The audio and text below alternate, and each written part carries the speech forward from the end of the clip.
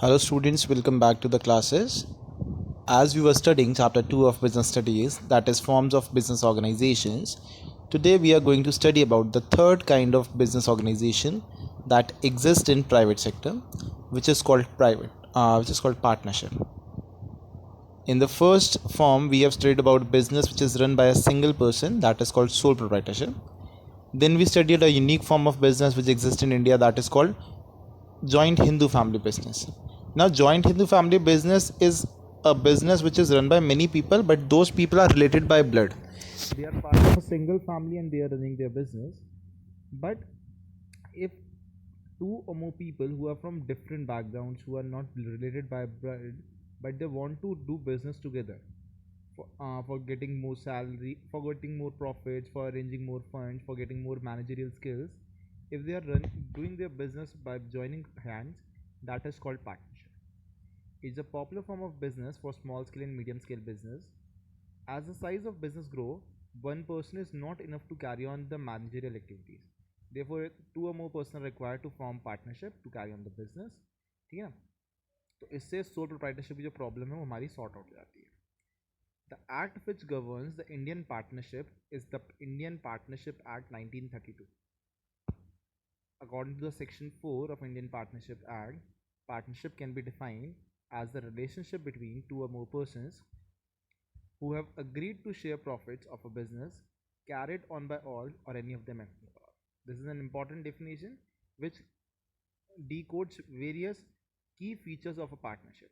That is, there must be two or more persons, that is minimum 2%, maximum we will study, who have agreed. So there must be an agreement. If two people are just doing work together, that doesn't mean they are in partnership. They must have agreed to do this. They must be sharing profits. There must be a business, and the business must be run by all, or it may be by any of them who is acting for all. So these are few features which we will study in detail in the next slide. The very first feature is formation. When it comes to formation of business,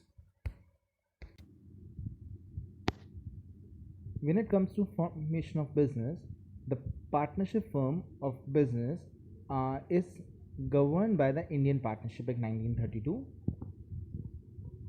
It comes into existence by legal agreement between the partners. ठीक है ना. जैसे ही partnership deed form हो जाती है, ये legal agreement अगर partners के बीच में हो जाता है तो पार्टनरशिप कम्स इनटू एग्जिस्टेंस. दो पार्टनर्स हैं, दो लोग ने मिलकर एग्रीमेंट किया and the partnership is form. In this agreement the terms and condition of partners, the ratio of profit sharing and loss of profit, basically सारी टर्म्स एंड कंडीशन एग्रीमेंट के अंदर ही लिखी होती है, which is called the partnership deed.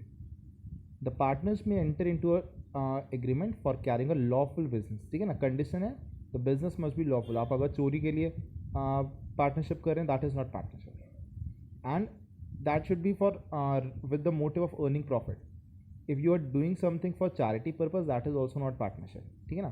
तो there must be two persons who have joined together to do business, a lawful business, and that business must be for profit motive. Next comes the liability. So in a partnership firm, the liability of every member is unlimited. That means every member is liable until and unless the whole amount has been paid off. The partners are individually and collectively liable to pay back the debts of the firm. At the time of loss, अगर firm की assets sufficient नहीं है to pay back the creditors can claim the personal assets of partners also. And if one partner is not able to pay back any debt, then the other partners will have to bring amount for his share as well. ठीक है. तो they are jointly as well as individually responsible for the losses, responsible for the liabilities that they have to pay. Next, risk bearing.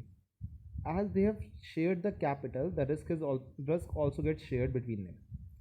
The partners of partnership firm share the profits of the firm in the ratio of specified in agreement. And if there is no ratio specified, then profit is divided equally. So risk भी उसी ratio में divide रहेगा जिस ratio में profit वो लोग divide कर रहे हैं. Another feature is decision making. Now when it comes to decision making, now it is not sole proprietorship. There is no single person. There are multiple persons who are running the business. So each one of them is allowed to manage the partnership firm. Usually क्या होता है, उनको अलग अलग area specify कर देता है कि प्रोडक्शन एक काम देख रहा है, मार्केटिंग का कोई एक दूसरा पर्सन देख रहा है, someone is engage with finances, तो स्पेसिफाई कर देते हैं work area according to partnership team.